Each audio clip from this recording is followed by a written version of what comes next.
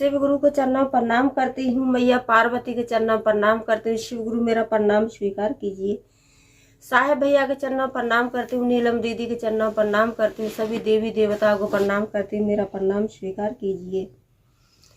सभी गुरु बहन गुरु भाइयों को प्रणाम करती हूँ। मेरा प्रणाम स्वीकार कीजिए। आइए, आप सबका कमलेश भक्ति चैनल पर स्वागत है और मैं आपको एक नई कथा सुनाने जा रही हूँ। और ये मेरा बेटी का बेटा है। ये इसने जिद कर लिया था कि मैं नानी के पास कथा सुनूंगा, नानी के पास कथा सुनूंगा, इसीलिए इसको बैठा लिया हूँ। अपने मेरी बेटी का बेटा है। मैं आपको एक कथा सुनाने जा रही हूँ और कथा बहुत सुंदर है। एक गांव था तो उसमें और दो भाई रहते थे। एक बुढ़िया माता रहती थी, बुढ़िया माँ रहती थी। तो उनके दो पुत्र थे। तो दोनों बेटा शादीशुदा थे और बुढ़िया माँ धीरे धीरे उनकी वृद्धा उम्र हो रही थी। तो कुछ समय बाद और बुढ़िया माँ थी वो जो है खत्म हो गई। तो घर में दो पुत्र और बहू थे और उनके बच्चे भी थे। कहते हैं कि छोटा परिवार था। तो इसी तरीके से समय चलता रहा। समय के अनुसार और जो बुढ़िया माँ की मृत्यु हो गई तो बड़ी वाली थी और छोटी वाली को कष्ट देने लगी और आधा साझा न्यारा करने के लिए लड़ाई टेंशन करने लगी, झगड़ा करने लगी और कहने लगी कि मैं अब साझे में नहीं रह सकती हूँ, अब मैं अलग ही रहूंगी। क्योंकि बड़ी वाली बहुत तेज थी और छोटी थी वो अपने शंकर भगवान की परम प्रिय भक्त थी। तो कहते हैं कि जिसके हृदय के अंदर और अपने गुरु जी का स्थान है उसके लिए कोई चीज भारी नहीं है। तो छोटी वाली थी, उसने कहा कि मुझे कोई परेशानी नहीं है, आप मुझे अलग कर रही हो तो कर दो। तो बड़ी वाली ने क्या किया कि उसने जिस खेती में अनाज गेहूं धान अच्छा होता था उसको आपने ले लिया और जो एक बंजर खेती थी उसमें कुछ नहीं होता था वो छोटी वाली को दे दिया। और छोटी वाली थी वो तो अपने देवों के देव महादेव पर विश्वास रखती थी और कहती थी, हे देवों के देव महादेव, इस दुनिया में मेरा कोई नहीं है, इस दुनिया में मेरे आप ही हो, जो आप चाहोगे सो होगा। तो उसे तो विश्वास था। लेकिन जो रहती थी साझे में रहती थी तो क्या होता था कि बड़ी वाली थी उसे भगवान से बहुत नफरत थी और कोई दरवाजे पे भिखारी आता था और कोई भूखा आता था तो कभी किसी को नहीं देती थी, सबका अपमान करके भगा देती थी। और छोटी वाली थी वो क्या करती थी कि उसके सामने उसके दरवाजे पर कोई भूखा आता था तो उसको ज्यादा नहीं तो 2 रोटी जरूर उसको खिलाती थी।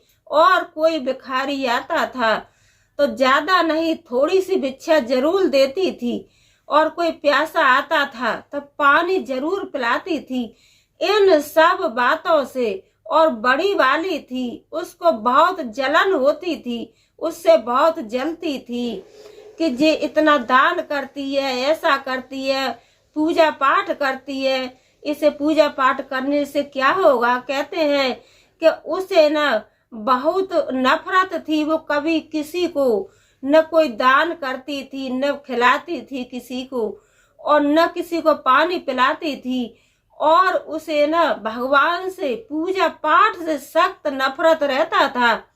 तो उसने न्यारे साझे के लिए अपना टेंशन करने लगी।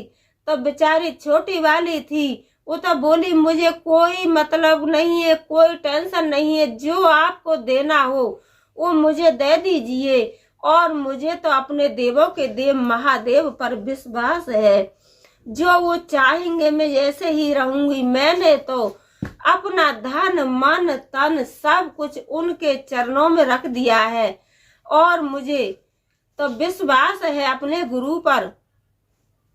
इसी तरीके से समय चलता रहा। तो जो बड़ी वाली थी वो बहुत तेज थी और छोटी वाली थी वो तेज नहीं थी। वो एक उसके अंदर संपन्न गुण थे, उसके अंदर सारे गुण थे। वो सारा कुछ समझती थी कि पूजा पाठ करने से क्या होता है और भूखे को खिलाने से क्या होता है, प्यासे को पिलाने से क्या होता है। और बड़ी वाली थी वो इन सब बातों से सख्त नफरत करती थी। इसी तरीके से और उसको अलग कर दिया तो छोटी वाली थी आराम से रहने लगी और बड़ी वाली थी उसके पास से धीरे धीरे धन कम ही होने लगा, धन कम होने लगा। तो एक बार क्या हुआ कि गई छोटी वाली के पास और कहने लगी कि बहन मेरे पति की तबीयत खराब है, अब मैं क्या करूं। तो छोटी वाली थी वो कहने लगी कि दीदी कोई बात नहीं, आप मेरे पास आओ और मेरे पास रहो और मेरे पास खाओ, मेरे पास में आप आराम से रहो, मुझे आपके काम कराने से कोई जरूरत नहीं है, आप मेरे घर में रह सकती हो। तो जब छोटी वाली को पूजा पाठ करते हुए देखती थी, क्यों कि उसके अंदर तो संपन्न गुण थे और वो शुरू से ही अपने भगवान की भक्त थी, शंकर भगवान की भक्त थी, बड़ा लगन से पूजा पाठ करती थी। तो जब देवरानी को देखती थी कि ये इतना पूजा पाठ करती है और कोई इसके दरवाजे पे भूखा आता है तो किसी को भी भूखा नहीं जाने देती है, और कोई भिखारी आता है तो सबको भीख देकर के ही भेजती है, और कोई प्यासा आता है तो सबको पानी पिलाती है। इसके अंदर कोई भेदभाव नहीं है और मेरे अंदर भेदभाव है, क्योंकि मैं सबसे नफरत करती हूँ और ये मेरी छोटी है कि इसके अंदर कोई किसी का भेदभाव नहीं है, ये सबको अपना लेके चलती है। तो वो तो बेचारी अपने भगवान की परम प्रिय भक्त थी। तो मेरे गुरुजी का कहना है कि आप जितना दान करोगे और जितना दूसरों का सहयोग करोगे इतना ही मैं आपसे खुश रहूंगा और मैं इतना ही आपको धन संपत्ति और परिवार में हर तरह की खुशहाली दूंगा। तो इन सब बातों को छोटी वाली थी वो तो जानती थी और बड़ी वाली थी वो हर किसी से नफरत करती थी। तो ऐसे ही समय चलता रहा। जब उसने देखा कि मेरी देवरानी, मैंने अपनी देवरानी को कुछ नहीं दिया और मेरी देवरानी ने और इतना सब कुछ भोले जी ने मेरी देवरानी को दे दिया है तो मैं क्यों ना करूं। तो देखते देखते अपना भी कहने लगी कि बहन मुझे भी आप 3 सूत्र का पालन करना बता दीजिए और मैं भी अब अपना शिव चर्चा में जाया करूंगी और शिव चर्चा में सुना करूंगी और अपने घर में भी किया करूंगी। तो भोले जी की कृपा से मेरे पास भी सब कुछ हो जाएगा। तो छोटी वाली ने सारा वर विधि बता दिया और 3 सूत्र का पालन बता दिया तो अपना भी करने लगी। तो उन भोले जी की कृपा से उसके पास दोबारा से सब कुछ फिर वापस आ गया। तो मैं यही कहती हूँ कि हे देवों के देव महादेव, जैसे आपने उसकी मनोकामना पूर्ण की और ऐसे ही सभी भक्तों की, सभी बहन भाइयों की मनोकामना पूर्ण करना।